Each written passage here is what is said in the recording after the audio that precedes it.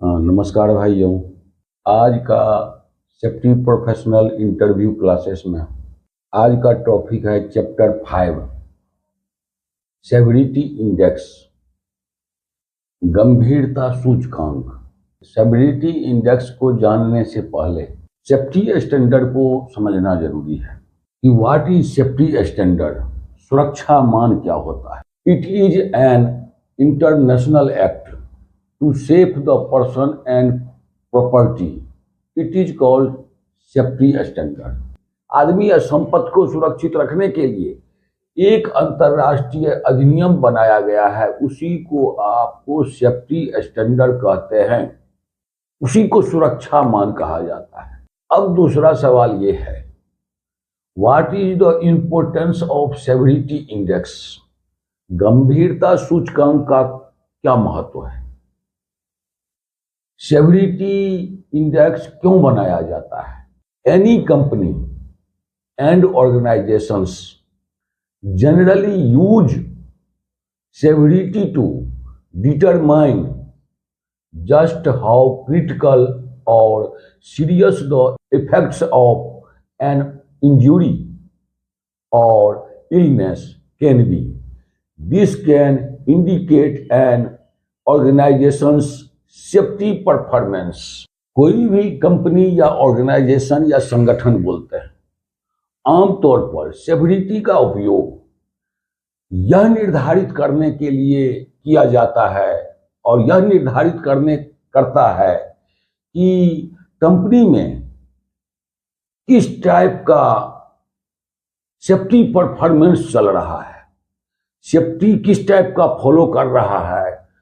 उसी के आधार पर यह सेवरिटी निर्धारित करता है कि उस कंपनी में या उस ऑर्गेनाइजेशन में किस टाइप का सेफ्टी फॉलो कर दिया जाता है। उदाहरण के तौर पर सिनेमा घर में फिल्म को चालू करने से पहले एक कास्टिंग दिखाया जाता है, उसके लिए एक ट्रेलर दिखाया जाता है कि ये फिल्म इस टाइप का, उसका निचोड़ दिखाया जाता है फिल्म का, जो इस टाइप का फिल्म है वो ट्रेलर में दिखा दिया जाता है।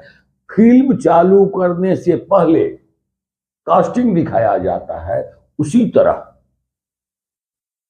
सेफ्टी व्यू से किसी भी संगठन में, कंपनी में एक्सीडेंट होने के बाद का परिणाम सेवरिटी इंडेक्स के द्वारा पहले ही बता दिया जाता है कि फलाना जगह इतना एक्ट लगा है, इतना सेवरिटी हुआ है।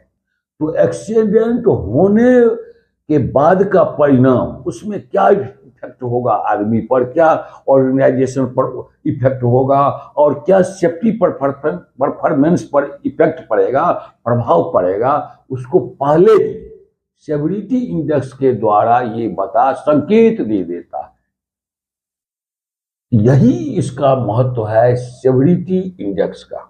What is severity index? गंभीरता सूचकांक क्या है? It is an average violation point check by auditor. यह एक परिभाषित गंभीर चोट का परिणाम है।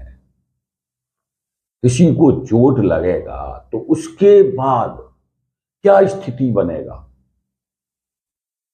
उसको सेवरिटी इंडेक्स के द्वारा पहले ही बता दिया जाता है। एक्सीडेंट होने के बाद का परिणाम एक्सीडेंट होने से पहले ही संकेत दे देता है। अब हम लोगों को ये समझना जरूरी है कि how many types of severity index, गंभीरता सूचकांक जो है कितने प्रकार के होते हैं। There are 5 types of severity index like, example में आ जाता है वायलेशन 1. अब वायलेशन का मतलब होता है उल्लंघन। It is breaking of safety rule and regulation, जो सेफ्टी रूल रेगुलेशन को, सुरक्षा प्रणाली और अधिनियम को जो तोड़ता है, वायलेशन, उल्लंघन, तो वायलेशन 1 में आ जाता है। अनटिडी, पुअर हाउसकीपिंग, अव्यवस्थित खराब गृह व्यवस्था, या समझिए या कंस्ट्रक्शन साइट में काम करने वाला जगह सही हाउसकीपिंग नहीं किया गया है। तो किस टाइप का हाउसकीपिंग? खराब गृह व्यवस्था है।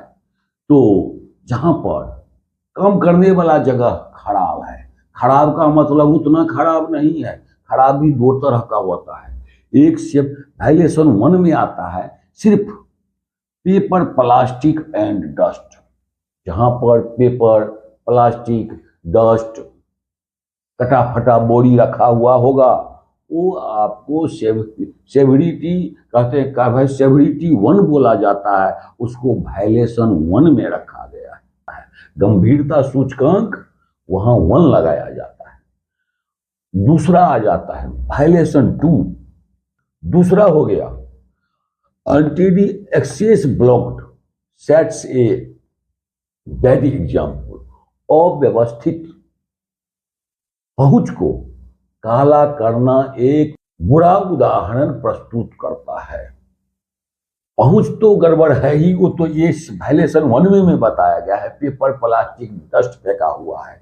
उसके अलावा उससे अधिक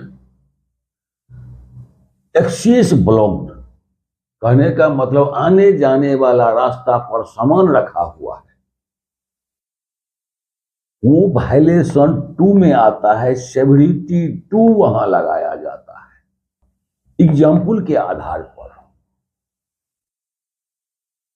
एक्सेस ब्लॉक्ड का मतलब यही है, आने जाने वाला रास्ता में रुकावट है। अब किस तरह का रुकावट है ये भी दिखा जाता है। To obstruct the way of coming and going, आने जाने वाला रास्ता पर सामान रखा हुआ है। दूसरा example, any material has not been placed properly, कोई भी सामान सही तरीका से स्टैकिंग करके नहीं रखा गया है, इस टाइप का भी खराबी आ सकता है। और एंड में दे दिया है। और तीसरा एग्जाम्पल में, there is a safety banner problem on the working area, काम करने वाला जगह में, कंस्ट्रक्शन लाइन में सेफ्टी बैनर का प्रॉब्लम है। सेफ्टी बैनर का प्रॉब्लम क्या है? सेफ्टी साइन बोर्ड नहीं रखा हुआ है। अब यहां हॉट वर्क हो रहा है, हॉट वर्क के लिए सेफ्टी साइन बोर्ड चाहिए। हॉट वर्क के वेल्डिंग के लिए या गैस कटिंग के लिए साइन बोर्ड, उस बोर्ड को बोला जाता है जिसमें ये दिखाया जाता है ये अनसेफ हो रहा है और ये सेफ हो रहा है। वही हो गया आपका सेफ्टी बैनर प्रॉब्लम। वो एग्जाम्पल 2, सेवरिटी 2 के अंदर आता है। अब हो गया वायलेशन 3, उल्लंघन 3, रूल एंड प्रोसीड्योर वायलेशन,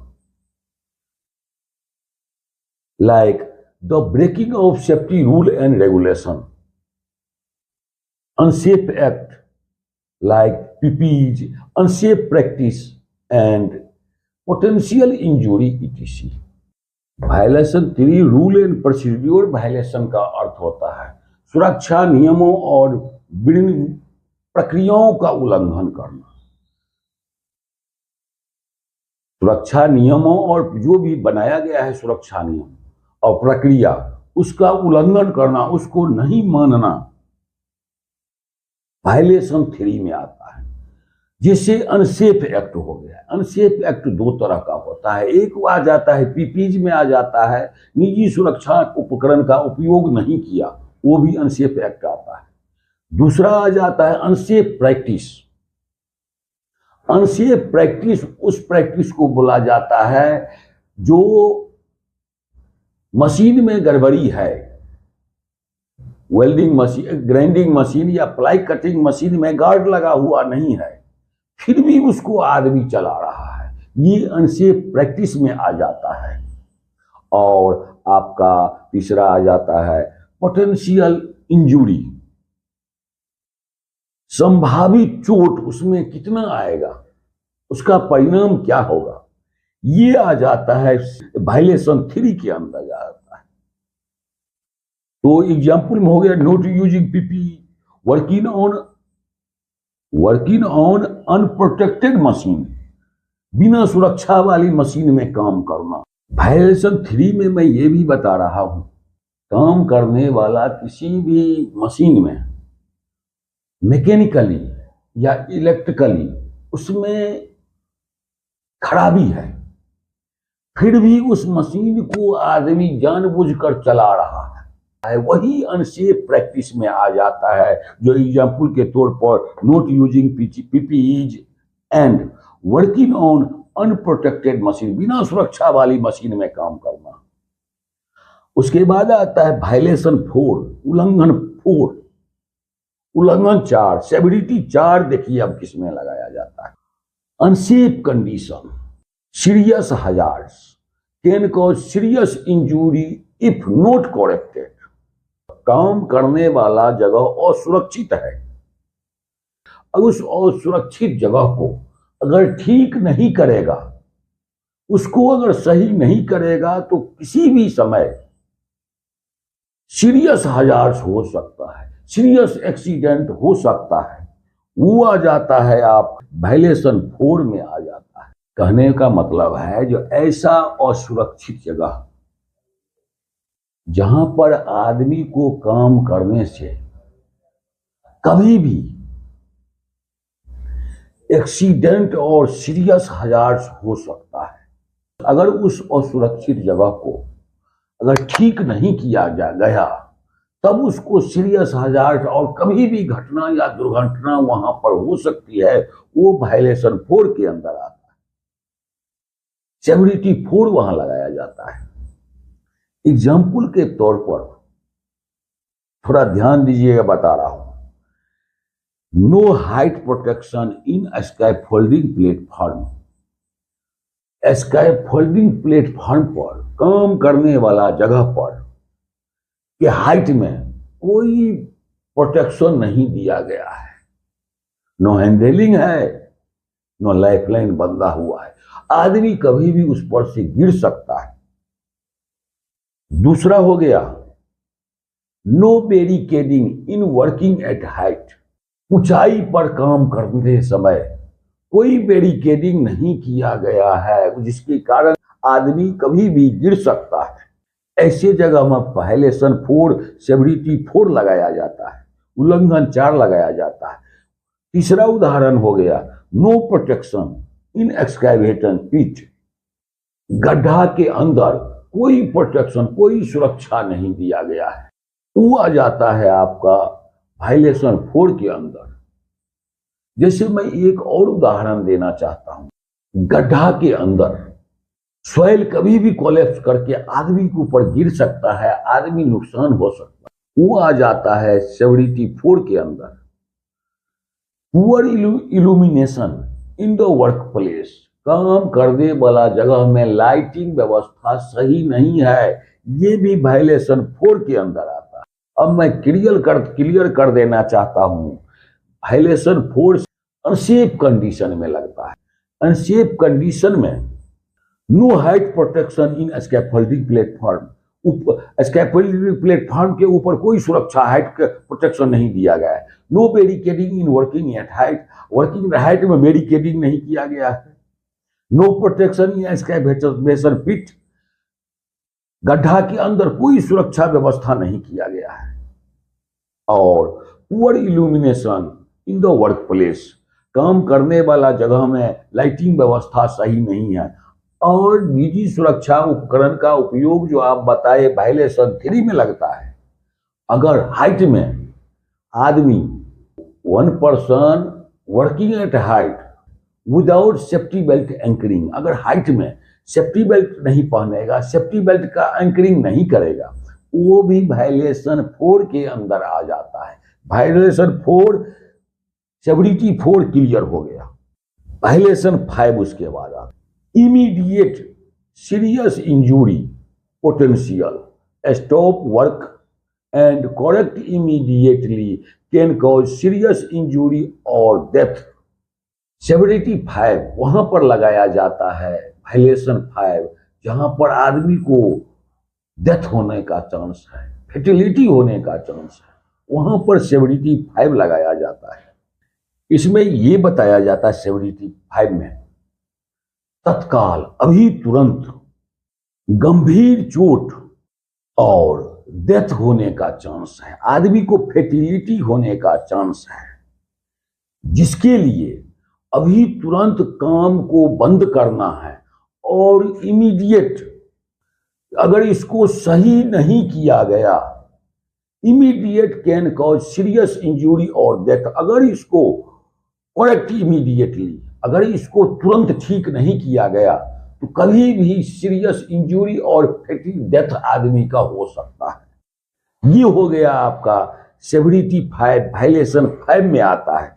अभी तत्काल तुरंत आदमी का गंभीर चोट और फेटिलिटी हो सकता है, इसके लिए अभी काम तुरंत बंद करना है और बंद करके इसको अगर इसके गड़बड़ी को अगर तुरंत ठीक नहीं किया गया तो कभी भी सीरियस इंजरी, गंभीर चोट और आदमी का जान जा सकता है। वो आ गया है वायलेशन 5। एग्जाम्पल में 1 आता है। Example, there was no protection against falling from height. ऊंचाई में काम कर रहा था लेकिन उसका कोई प्रोटेक्शन नहीं दिया गया। नो लाइफ लाइन दिया गया है, कहने का प्रोटेक्शन है, नो बैरिकेडिंग किया गया। अब उतना हाइट है, उसका रिस्क अधिक हो गया, इसलिए वो आदमी उतना हाइट पर से अगर गिरेगा तो गंभीर चोट, हाथ पांव टूट सकता है और आदमी खत्म भी हो सकता है। दूसरा उदाहरण हो गया log protection like life line not found of workman. आदमी को काम करने के लिए सेफ्टी बेल्ट लगाने के लिए वहां पर जीवन रक्षक डोरी, लाइफ लाइन नहीं लगाया गया। नो प्रोटेक्शन अंडर एक्सकैवेशन पिट, गड्ढा के अंदर कोई प्रोटेक्शन नहीं दिया गया। इसमें आपको ये हो जाएगा कि प्रोटेक्शन नहीं है और मिट्टी जो खोदा गया है उसमें स्लोपिंग नहीं है, अनसेफ कंडीशन है, जिसके कारण कभी भी मिट्टी कोलैप्स होकर के आदमी के ऊपर गिर सकता है और आदमी गारंटी वो खत्म हो जाएगा। Poor illumination during height work, काम करने वाला जगह में लाइटिंग व्यवस्था नहीं है तो सेवरिटी 4 लगाया जाएगा। लेकिन अगर वर्किंग एट हाइट में काम हो रहा है और poor illumination during height work में अगर पुअर इल्यूमिनेशन है, कम लाइटिंग व्यवस्था है, लाइटिंग व्यवस्था नहीं के बराबर है, तो भी वहां पर आदमी गिर करके खत्म हो सकता है, डेथ हो सकता है, सीरियस इंजरी हो सकता है। वहां पर वायलेशन 5 लगाया जाता है। ऐसा जगह जहां पर हो, जहां आदमी गिर करके खत्म हो सकता है, हाथ पांव टूट सकता है, वहां पर काम को बंद कीजिए और उसको इमीडिएट तुरंत तत्काल ठीक कीजिए और ठीक करने के बाद काम कीजिए तो एक्सीडेंट नहीं होगा। अगर ठीक तुरंत नहीं करते हैं काम बंद करके, कभी भी एक्सीडेंट हो सकता है। ये आपका वायलेशन 5 में आता है। तो हम लोगों का जैसे आदमी नाप तोल करता है, लीटर का, जैसे दूध को नापने के लिए लीटर आता है, ठोस मटेरियल को नापने के वजन करने के लिए किलोग्राम आता है, वैसे सेफ्टी में, सेफ्टी वायलेशन को नापने के लिए हम लोगों का यही सेवरिटी आता है। वायलेशन 1 से 5 तक आता है। इसी के द्वारा हम लोग कहीं भी वायलेशन लगाएंगे, सेवरिटी लगाएंगे और इसी के आधार पर आगे मैं बताऊंगा को रिस्क असेसमेंट कितना है, कैसे उसको कैलकुलेट किया जाता है, वो आगे बताया जाएगा। ठीक है, थैंक यू। नमस्कार भाइयों, आज का टॉपिक है chapter 6, how to create JSA, job safety analysis कैसे बनाया जाता है, काम सुरक्षा विश्लेषण कैसे तैयार किया जाता है, इसके बारे में हम लोग आज थ्योरेटिकल और प्रैक्टिकल बिना सस्पेंस का इसको आज पूरा करना है। इस पर थोड़ा आप लोग ध्यान दीजिएगा। दूसरा बात यह है, कितना भी आप सेफ्टी में पढ़ लीजिए, कितना भी आ जाए, एक्सपीरियंस कितना भी हो जाए, लेकिन आपको जब तक JSA बनाना नहीं आता है तब तक आपके काम का वैल्यू, सेफ्टी प्रोफेशनल का वैल्यू बिल्कुल नहीं। एक जगह इंटरव्यू में 5000 आदमी पहुंच गया, गुजरात में। वहां पर यही तय किया गया, जिसको जेएसए बनाने आता है उसी को लिया जाएगा। तब क्या किया, तो आदमी को बुलाया गया, एक एक करके सबको बोला जेएसए बनाइए। उसमें जितना सफल रहा जेएसए बनाने में, उसी को फिर इंटरव्यू लिया, बाकी को वहीं पर छांट दिया। जैसे आदमी सेफ्टी में जीवित रहता है, सेफ्टी सुरक्षा देखता है, वैसे ही सेफ्टी का ये सांस लेने वाला एक तरह का नोज है, ये नाक है, जिससे हम लोग सांस रहते हैं और जीवित रहते हैं। उसी तरीका से प्रोफेशनल सेफ्टी में जेएसए बनाना उतना ही जरूरी है। उसी पर पूरा काम जो है सेफ रखा जाता है और उसी के आधार पर पूरा इंडिया में भी चल रहा है। रिलायंस हो, टाटा स्टील हो, एल&टी हो, जिंदल हो या एनटीपीसी हो, सब जगह यही फॉलो किया जाता है। इसमें पहला सवाल आ जाता है, what is JSC, job safety analysis, काम सुरक्षा विश्लेषण क्या है? Job safety analysis is a written procedure to identify potential hazards and their control measures present in each step of the job। ये जो है, काम के प्रत्येक चरण में संभावित खतरे को पहचाना जाता है और खतरा को दूर करने के लिए, उसको नियंत्रण करने के लिए कंट्रोल मेजर दिया जाता है, प्रिकॉशन सावधानी दिया जाता है। वही हो गया जेएसए, जॉब सेफ्टी एनालिसिस। दूसरा हो जाता है, what is the importance of JSA, काम सुरक्षा विश्लेषण का क्या महत्व है, ये क्यों बनाया जाता है जेएसए, इसका मुख्य काम क्या है, इसका महत्व क्यों है। तो इसके बारे में मैं बोल सकता हूं कि job safety analysis is a legal and written documents before a start any site and location which is include nature of job, identify the job, analyze of job, identify the hazards, and corrective action should be taken. It is prepared, approved and reviewed by top management। कोई भी नया site या स्थान पर काम चालू होने से पहले यह एक ऐसा लीगल और रिटन डॉक्यूमेंट्स है जिसमें किस टाइप का काम चलेगा, उसको काम के पहचान की जाती है, काम के एक्टिविटी को प्रत्येक एक्टिविटी में, सब एक्टिविटी में बांटा जाता है, उसमें कौन सा हजार्ड है, खतरा है, उसको पहचान किया जाता है और लास्ट में करेक्टिव एक्शन देकर उसको कंट्रोल किया जाता है। इस तरह से यह job safety analysis top management के द्वारा अनुमोदन किया जाता है और अप्रूव्ड भी किया जाता है। तीसरा हो गया, what is the method of JSA, job safety analysis, JSA बनाने की विधि क्या है। जेएसए बनाने की विधि जो होता है, there are 4 methods of preparing a job safety analysis। यह 4 विधि से ये जेएसए 4 स्टेपों से तैयार किया जाता है। इसमें पहला हो जाता है job identification, select the job, कौन सा टाइप का काम चल रहा है जो बताए, उस काम को चुनना, पहचान करके चुनना है। एग्जाम्पल के तौर पर जैसे वर्क एक्टिविटी हो गया, एक्सकैवेशन हो गया, हॉट वर्क हो गया, सेटरिंग डिसेटरिंग हो गया, lifting, concreting, scaffolding work and working at height हो गया। ये हो गया आपका जॉब आइडेंटिफिकेशन।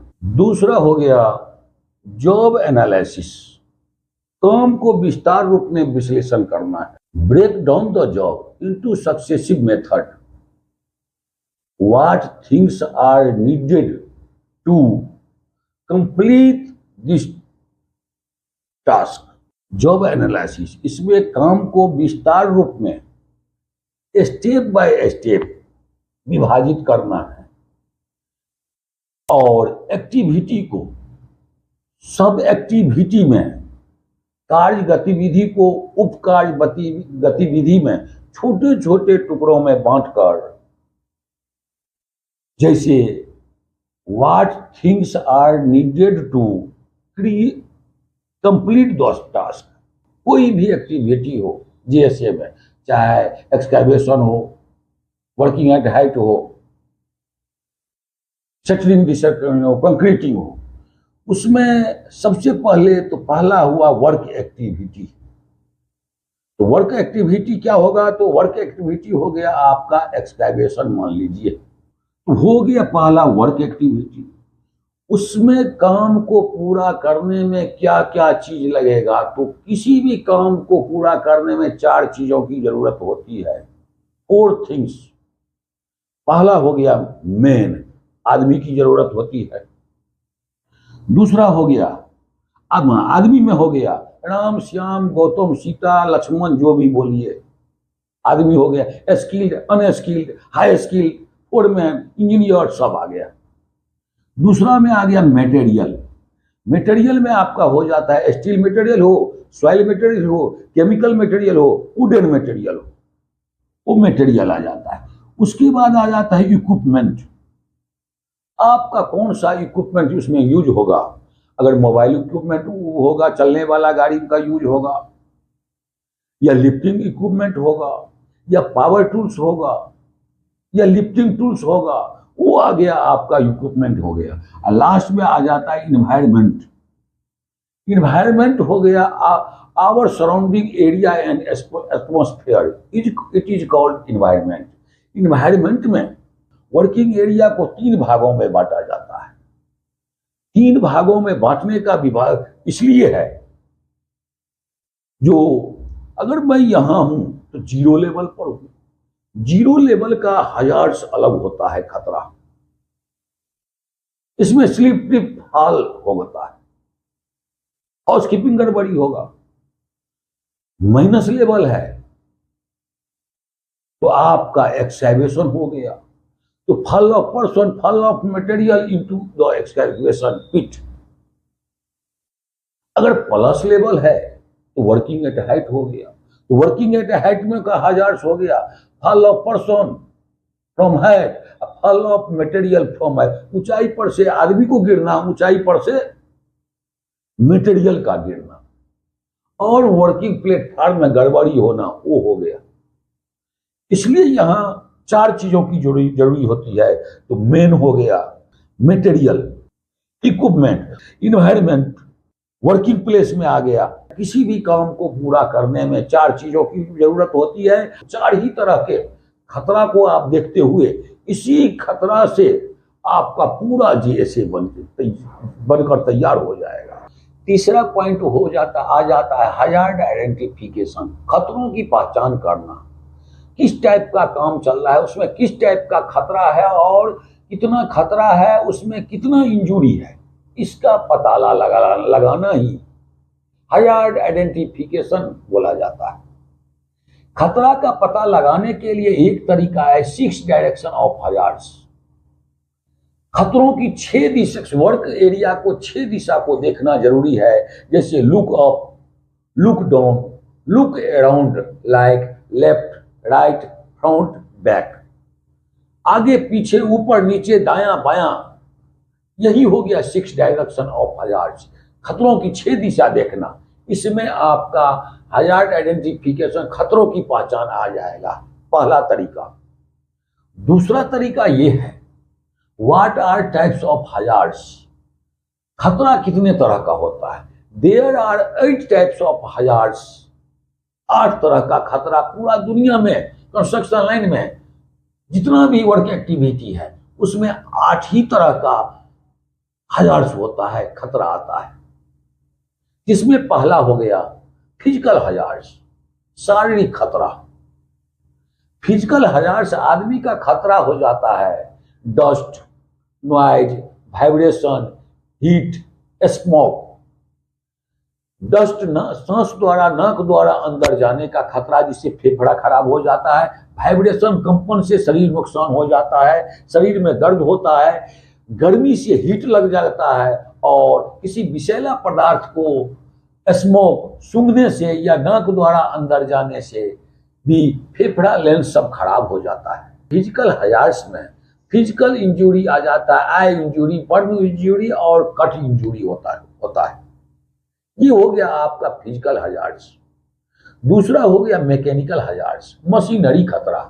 जो भी मशीन चल रहा है उस मशीन में मूविंग पार्ट्स में गार्ड्स एंड टूल्स, उसमें गार्ड लगा हुआ रहना चाहिए और जो भी इक्विपमेंट को, जो भी मशीनरी चल रहा है उस मशीनरी में क्या क्या खतरा है वो हो गया आपका मैकेनिकल हजार्ड्स। तीसरा आ जाता है इलेक्ट्रिकल हजार्ड्स, बिजली का खतरा। बिजली के खतरा में दो ही तरह का खतरा आता है, वायरिंग और सेफ्टी डिवाइस। वायरिंग का गड़बड़ी रहेगा और सेफ्टी डिवाइस लाइक में आ जाता है example ELCB, RCCB, MCB, earthing, wiring problem और शॉक लगने का खतरा हो जाता है। तो शॉक लगने का आदमी को बिजली के खतरा से बचाने के लिए वायरिंग और सेफ्टी डिवाइस जो भी है उसका खतरा आ जाता है। चौथा आ जाता है रेडिएशन हजार्ड्स, चमक विकिरण का खतरा हो जाता है। Ultraviolet rays for welding and X-ray radiation for radiography test. Radiation hazards जो है, जो वेल्डिंग करने में अल्ट्रा वायलेट रेज जो निकलता है वो भी शरीर को नुकसान करता है और अंदरूनी आदमी का अंदरूनी सेक्स प्रॉब्लम का भी खतरा हो जाता है, आई का हो जाता है, ईयर प्रॉब्लम हो जाता है। इसके अलावा एक्सरे रेज, रेडियोग्राफी टेस्ट में जो एक्सरे रेज निकलता है, नॉन आयोजेनिक रेडिएशन और आयोडेजिंग रेडिएशन आता है, वो दोनों रेडिएशन भी शरीर को बहुत बड़ा नुकसान करता है। ये हो गया आपका रेडिएशन हजार्ड्स। पांचवा हो गया केमिकल हजार्ड्स, इसको ऑक्यूपेशनल हजार्ड्स भी कह सकते हैं, रासायनिक खतरा और व्यावसायिक खतरा। एग्जाम्पल के तौर पर लिक्विड, गैस एंड सॉलिड, जो भी विषैला पदार्थ होता है, केमिकल पदार्थ होता है, वो तीन तरह का होता है। पहला हो गया लिक्विड, हो गया तरल पदार्थ, पानी जैसे हो गया। दूसरा हो गया गैस, हो गया गैस टाइप का होगा। और तीसरा हो गया ठोस होता है। व्यावसायिक खतरा में enter the body by means inhalation of toxic material, ingestion of mouth and absorption of skin contact. Chemical hazards है, ये सांस द्वारा शरीर के अंदर चला जाता है, मुंह द्वारा शरीर के अंदर चला जाता है और स्किन कॉन्टैक्ट के द्वारा स्किन में के संपर्क निकट में आने से भी ये स्किन प्रॉब्लम हो जाता है। ये हो गया आपका केमिकल हजार्ड्स, रासायनिक खतरा। छठा हो गया इन्वायरमेंटल हजार्ड्स, वातावरणीय खतरा। इन्वायरमेंटल हजार्ड्स हो गया our surrounding area and atmosphere, it is called environment. हमारे चारों ओर के वातावरणीय क्षेत्र को हम इन्वायरमेंट कहते हैं, जिसमें आपका heat stress, emission and spice, तापमान और गर्मी का तनाव आदि आता है। Produced that polluted that earth like ground water, waste water और land pollution, water pollution and air pollution. Environmental hazards में ये भी आ जाता है जो किसी तरह का गंदगी पदार्थ को कहीं फेंक देने से या फूड, वेजिटेबल ETC को फेंक देने से तीन तरह का प्रॉब्लम होता है। जमीन पर फेंक देने से लैंड पोल्यूशन खराब हो जाता है, पानी में फेंकने से वाटर पोल्यूशन हो जाता है और कहीं भी फेंकने से तीसरा एयर पोल्यूशन हो जाता है, वो वातावरण को दुर्गंधित कर देता है और जो शरीर को नुकसान करता है वो हो गया आपका इन्वायरमेंटल हजार्ड्स हो गया। सातवां होगा बायोलॉजिकल हजार्ड, जैविक खतरा। Biological hazards is a health problem, it is a present dumping materials and waste materials. Biological जैविक खतरा ये भी लगभग इन्वायरमेंटल हजार्ड से ही मिलता जुलता खतरा है। बायोलॉजिकल हजार्ड्स वो हो गया, हेल्थ प्रॉब्लम इसमें भी होता है। किसी भी मटेरियल को कहीं भी फेंक देने से, फूडिंग मटेरियल हो, केमिकल मटेरियल हो, वेस्ट मटेरियल हो, उसको फेंक देने से बैक्टीरिया वायरस फैल जाता है। वो बैक्टीरिया वायरस शरीर को नुकसान करता है। वो हो गया बायोलॉजिकल हजार्ड्स। और 8वां होगा ergonomical hazards. Ergo body postures and visibility. दो एर्गोनॉमिकल हजार्ड्स उस हजार्ड्स को बोला जाता है, ये डेफिनेशन के आधार पर बोल रहा हूं। Ergonomical hazards, body postures and visibility, दो study of the relationship between workers and their environment, work equipment and work task. काम करने वाला जो आदमी कोई भी काम कर रहा है, इसमें वैसे एग्जाम्पल के तौर पर दिया है कंप्यूटर चलाना। तो कोई भी आदमी काम कर रहा है तो आदमी उसका काम, उसका जगह, उसका इक्विपमेंट के बीच के संबंध को, बीच के रिलेशनशिप को एर्गोनॉमिकल हजार्ड्स बोला जाता है। जैसे कोई कंप्यूटर चलाएगा, दिन भर चलाएगा, उसको ये दर्द करेगा, ये दर्द करेगा, बैक इंजरी हो जाएगा, ये सब आ जाता है आपको ergonomical hazards, body postures and visibility. और इसका इंजुरी हो जाता है, back injury, arm pain, knee pain ETC आ जाता है। और लास्ट में आ जाता है required safety measures and PPEs।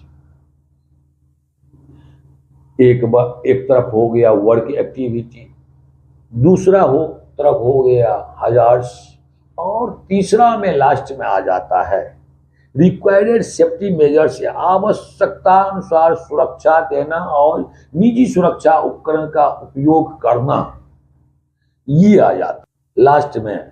ये ध्यान से सुन लीजिए।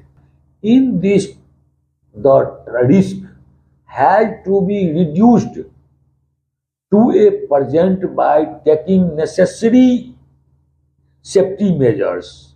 If it does not happen, so it has to be controlled by preventive and corrective control measures.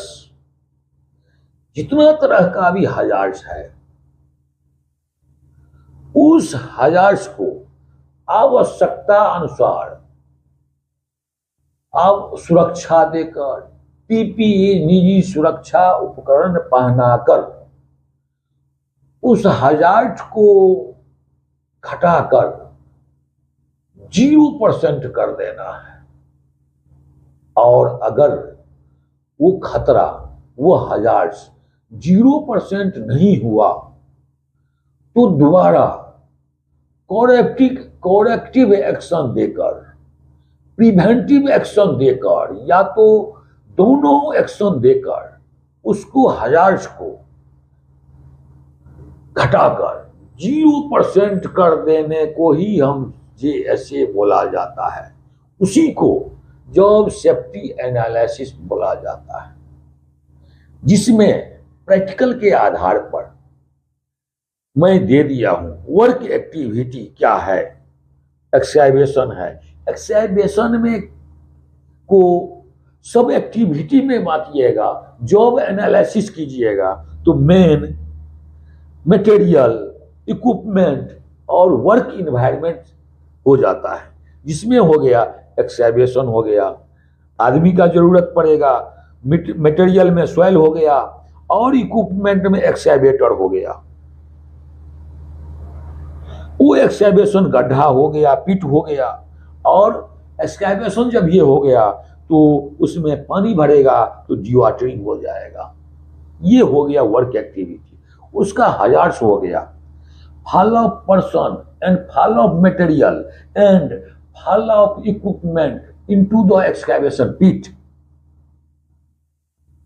and electrical hazards, बिजली का खतरा होगा, क्योंकि यहां पर डिवॉटरिंग पंप चलेगा तो बिजली का खतरा होगा। अब देखिए रिक्वायर्ड सेफ्टी कंट्रोल मेजर्स में, करेक्टिव एक्शन में, प्रिवेंटिव एक्शन में क्या क्या दिया जाता है। सबसे पहले तो PPEs, hard barricading, TBT, flagman, electrical device में आ जाता है ELCB, RCCB, fuse, earthing, wiring, और इसका खतरा हो गया, हजार्स हो गया, आपका इलेक्ट्रिकल शॉक हो जाएगा। इलेक्ट्रिकल हजार्स में हो गया इलेक्ट्रिकल शॉक। उसके बाद एक्सकैवेटर का गड़बड़ी देखा जाता है, तो एक्सकैवेटर सही चेकिंग करना चाहिए, ड्राइवर चेकिंग करना चाहिए, ड्राइवर्स चेकिंग, ड्राइवर का एसडीपी सेफ ड्राइविंग पास आता है, ये चेक कर लेने से, उसका गाड़ी चेक करने लेने से ये आपका excavation work activity हजार्स and precaution GSA पूरा समझिए, जो एक्सकैवेशन का खत्म हो गया। अगर आप लोग बोलिएगा तो बाद में मैं जीएसए को अलग अलग टाइप के से वर्क एक्टिविटी के मुताबिक उसको बना करके दिखा दूंगा। ये हो गया जीएसए, ये आना जरूरी है। ठीक है, थैंक यू, धन्यवाद। हाँ, नमस्कार भाइयों। आज का टॉपिक है chapter 2, role and responsibility of safety officer. Chapter 2 में बताया गया है role and responsibility of safety officer.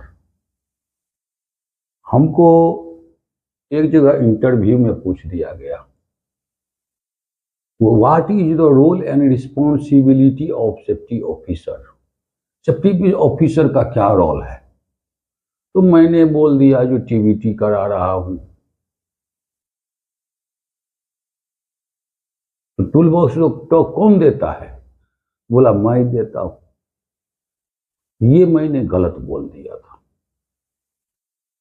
Tool box stock जो है इंजीनियर देता है, और उसके प्रोटेक्शन के लिए पेपटॉक, पर्सनल इक्विपमेंट प्रोटेक्शन, निजी उपकरण सुरक्षा, ये सेफ्टी ऑफिसर देता है। जो मैंने गलती किया और भूल किया, तो रोल एंड रिस्पॉन्सिबिलिटी को 7 भागों में विभाजित किया गया है। The role and responsibility of the safety officer is divided into 7 parts. इसको 7 भागों में विभाजित किया गया है, जिसमें पहला आता है give the training to site workers. काम करने वाले मजदूरों को, वर्कर को सबसे पहले ट्रेंड करना जरूरी है और ट्रेनिंग देना जरूरी है। इसमें आई कंडक्ट, इसके उत्तर में बताया जाता है, जवाब में, I conduct and participating to all types of safety training like safety induction, TBT training, job specific training, emergency plan, mock drill training and first aid training etc. मैं सभी तरह का ट्रेनिंग आयोजित करता हूं और उसमें भाग लेता हूं। जैसे सेफ्टी इंडक्शन ट्रेनिंग को सुरक्षा प्रेरक ट्रेनिंग बोला जाता है, टीबीटी को टूल बॉक्स स्टॉक बोला जाता है, इमरजेंसी प्लान, किसी तरह का गड़बड़ी साइड में हो गया तो इमरजेंसी प्लान आपका क्या है। मॉक ड्रिल ट्रेनिंग एक दिया जाता है, जो इट इज एन इमरजेंसी रहल सहल। मॉक ड्रिल ट्रेनिंग दिया जाता है किसी तरह का गड़बड़ी होने पर। वैसे इस सब को मैं विस्तार में आगे बताऊंगा, लेकिन पहले इस सब पर ध्यान देना आप लोगों को जरूरी है। दूसरा हो गया provide work permit, PPEs and welfare facilities before starting the job. काम चालू करने से पहले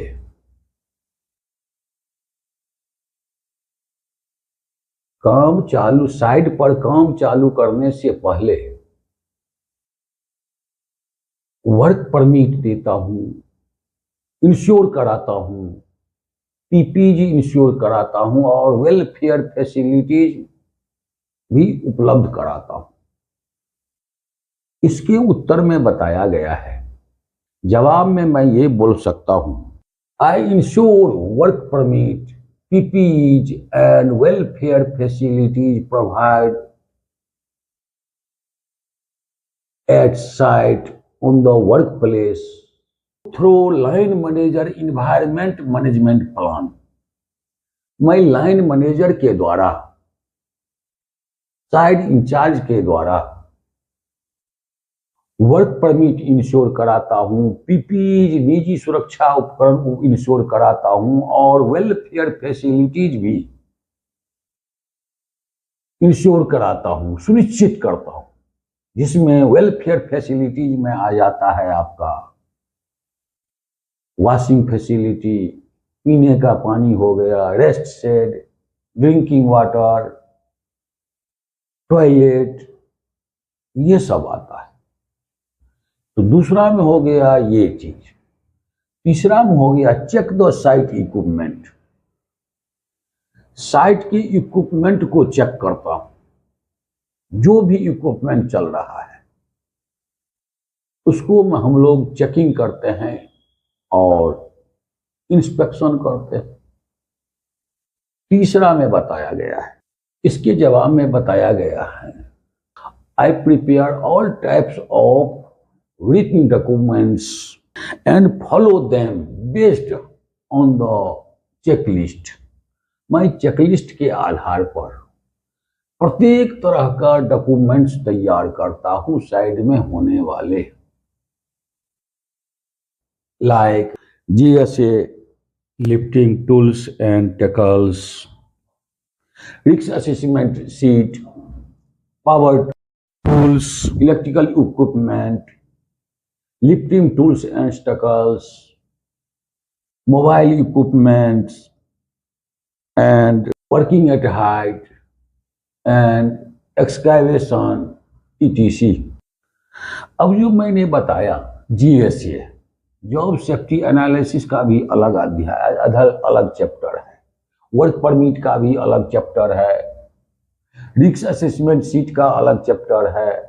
ये सबको बारे में सोचने का अभी जरूरी नहीं है, पहले आप इस बातों पर ध्यान दीजिए। अभी का जो पॉइंट है उसमें आगे और जो भी बचा हुआ रहेगा वो मैं आगे बताऊंगा। मैं सभी प्रकार के रिटन डॉक्यूमेंट्स, लिखित डॉक्यूमेंट्स तैयार करता हूं और चेकलिस्ट के आधार पर उसको फॉलो करता हूं, जिसमें साइड में जितना भी इक्विपमेंट चल रहा है उस इक्विपमेंट को चेकिंग करता हूं चेकलिस्ट के आधार पर। वही हो गया इंस्पेक्शन हो गया, चेक द साइट इक्विपमेंट का इंस्पेक्शन उसी आधार पर हो गया। चौथा हो गया secure the site through observation. Site को ठीक करने के लिए ऑब्जर्वेशन करना जरूरी है।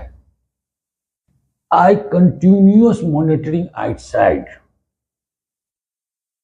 and identify unsafe act and unsafe condition and take immediate corrective action। मैं साइट पर लगातार विजिट करता हूं, जिसमें असुरक्षित आदमी और असुरक्षित जगह को निरीक्षण करके उसको इमीडिएट, तुरंत सुधारात्मक कार्रवाई करता हूं। पांचवा हो गया solve the site problem through meeting. अब ऑब्जर्वेशन के बाद जो भी प्रॉब्लम आता है उसको मीटिंग के द्वारा, मैनेजमेंट मीटिंग के द्वारा उसको सॉल्व करता हूं। I responsible to weekly meeting with my management and committee meeting with client and prepare compliance reports of audits। मैं जिम्मेदारी पूर्वक मैनेजमेंट के द्वारा मीटिंग करके उस प्रॉब्लम को सॉल्व करता हूं और कमिटी मीटिंग करके क्लाइंट के साथ कमिटी मीटिंग करके उसके ऑडिट का कंप्लायंस रिपोर्ट बनाता हूं। ये हो गया 5वां। छठा हो गया 6 रिपोर्ट टू कंपनी मैनेजमेंट। अब इतना मुझे जो भी पहले मैं किया उसको कंपनी मैनेज जो भी अनसेफ एक्ट जो भी अनसेफ कंडीशन मिला उसको रिपोर्टिंग करना भी एक बहुत बड़ा जिम्मेदारी है जो कंपनी मैनेजमेंट को पता रहना चाहिए। जो साइड में क्या हो रहा है, साइड में हमारा सेफ्टी ऑफिसर क्या कर रहा है, उसके लिए रिपोर्टिंग तैयार करना जरूरी है और रिपोर्टिंग हायर मैनेजमेंट तक पहुंचना जरूरी है। ये अगर रिपोर्टिंग हम लोग कर देते हैं तो समझिए आपका 90% सेफ्टी ऑफिसर का काम हो जाएगा और आप काम में सफल हो जाइएगा। जब तक रिपोर्टिंग नहीं करते हैं, अपने मन के अंदर रखते हैं, तब तक किसको पता है सेफ्टी ऑफिसर क्या कर रहा है। हर वक्त बैठा होगा। रिपोर्टिंग करना भी एक बहुत बड़ा काम होता है। रिपोर्ट टू कंपनी मैनेजमेंट को I investigate all types of accident, incident, near miss, dangerous occurrence and inform to the company management about its CAPA, corrective action and preventive action। अगर आप रिपोर्ट हायर मैनेजमेंट को report करते हैं, जितना तरह का accident हुआ, इंसिडेंट हुआ, नियर मिस हो गया, घटना, दुर्घटना, निकट चूक और बड़ा दुर्घटना, उस सबको जो रिपोर्ट करते हैं तो रिपोर्ट में उसका सॉल्यूशन भी बताना जरूरी है। कापा जो मैं बोल दिया, CAPA, कापा, कापा का मतलब होता है corrective action and preventive action. उसको आप करेक्टिव एक्शन क्या दे रहे हैं, उसको दुर्घटना के बाद क्या आप उसको सॉल्यूशन दे रहे हैं। हम लोगों का काम है सेफ्टी मैनेजमेंट को सलाह देना, assisted and advice to company management. Company management को मुझे दुर्घटना के बाद वाली स्थिति को भी सलाह देना है। और प्रिवेंटिव एक्शन, उससे पहले आपको क्या करना चाहिए, जो ये एक्सीडेंट जो हुआ वो नहीं होना चाहिए। तो सभी घटनाओं, दुर्घटनाओं, निकट चूक और खतरनाक घटनाओं को रिपोर्ट करता हूं, हायर मैनेजमेंट को, कंपनी मैनेजमेंट को रिपोर्ट करता हूं और उसके लिए सुधारात्मक कार्रवाई और निवारणात्मक कार्रवाई करता हूं। ये छठा हो गया, 6। 7 हो गया मोटिवेट टू द वर्कर्स। काम करने वाले वर्कर को मोटिवेट करना, इसमें आ जाता है I arrange motivational program, safety competition like quiz, poster and slogan. मैं साइड पर वर्कर को जागरूक करने के लिए, मोटिवेट करने के लिए मास मीटिंग करता हूं और वर्कर को प्राइज डिस्ट्रीब्यूशन दे करके जागरूक करता हूं, जिसमें स्लोगन लिखा जाता है, स्लोगन का कंपटीशन करता हूं, नारे का, पोस्टर का, सेफ अनसेफ पिक्चर बनाएगा साइड में, स्कैफोल्डिंग का हो गया या वर्किंग का हाइट का हो गया, पिक्चर बनाएगा। और तीसरा आ जाता है क्विज पोस्टर स्लोगन। मैं श्रमिकों के लिए सुरक्षा प्रतियोगिता जैसे प्रश्नोत्तरी, प्रश्न पूछकर, क्वेश्चन पूछकर, पोस्टर का कंपटीशन देखकर, जो पिक्चर बनाकर, और स्लोगन नारे का कंपटीशन करके प्राइज डिस्ट्रीब्यूट करता हूं। तो हम लोगों का जो है role and responsibility of safety officer का इस तरह 7 है, 7 है। The role and responsibility of the safety officer is divided into 7 parts. First marks, give the training to the site workers. Second, provide work permit, PPEs and welfare facility before starting the work. 3 point, check the site equipment. 4 point, secure the site through observation. 5 point, solve the site problem through meeting. 6 point, report to company management. And 7 point, motivate to the workers. इतना हम लोगों को role and responsibility of safety officer का काम है। अब कुछ आदमी हमको ये बता रहा था, और बताता तो बहुत है, जो ये बताइए, लेकिन कल मैं अगला बार ये बताऊंगा, कोई भी काम चालू करने से पहले साइट का लीगल रिक्वायरमेंट क्या सब है, what is the legal requirements before starting the site. Site को चालू करने से पहले लीगल रिक्वायरमेंट्स क्या सब है, इसके बारे में बताऊंगा।